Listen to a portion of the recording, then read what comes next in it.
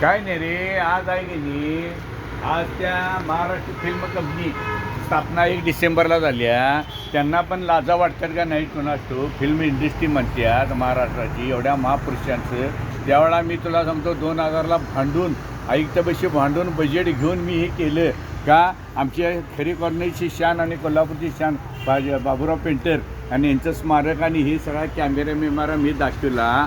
आज आता इथं कार्यक्रम आहे, कोण वर्षातनं एकदा येतात इथे येऊन नुसती शिफारस करतात, फोटो काढतात, दाखवितात, परत वर्षभर ते बघायला नको. आता महापालिकेत मी भांडून हे रंगवून घेतले. महापालिकेचं जसं कर्तव्य आहे तसं फिल्म इंडस्ट्रीवाल्यांचं कर्तव्य नाही.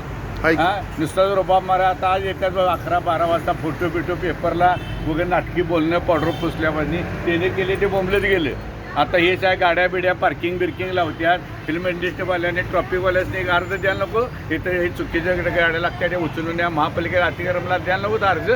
त्यांचं कर्तव्य आहे का नाही? काय नुसतंच आमचं कर्तव्य आहे. मी माफ करत बसते हो. आम्हाने काय आमची शान होती खरी कॉर्नरची, आम्हाला अभिमान आहे, आमचा जन्म इथं झाला, अशी थोर माणसं झाली त्यांची आठवण म्हणून मी हे आयुक्तबशी बजेटमध्ये बसत नसताना भांडून विजय सरदार चाळकेंनी केलं. घमांडीनं मी बोलतो, पण हे टिकवायचं काम तुमचं आहे. नागरिकांच्या बरोबर फिल्म इंडस्ट्रीचं पण कर्तव्य आहे का नाही? आता नाटक्या पडायची इथली शिफारस करायला वगैरे हार बीर घालून 4 भाषणं ठोकणार, बी टी व्हीला दाखवणार आणि त्या पेपरवाल्यांनी दाखवणार, झालं. परत काय पुढं वर्षाने एकदा येते ती. कशाला नाटके करते ते असले करण्यापेक्षा. म्हणून मी म्हणतो हे की मला वाटायला हे केलं ते चुकीचं केलं, त्या बिचारांना वाईट वाटत असेल. कुणासाठी केलं आणि कशासाठी केलं त्यांनाच नाही आहे. हे माझं मत आहे. म्हणून मी आता बघा आलतो, आता ही गाडी लावली आहे, 15 दिवस झाली बोंबलं तिथून पडल्या. ही कार तर ट्रॉफीला दिल्या होती का नाही?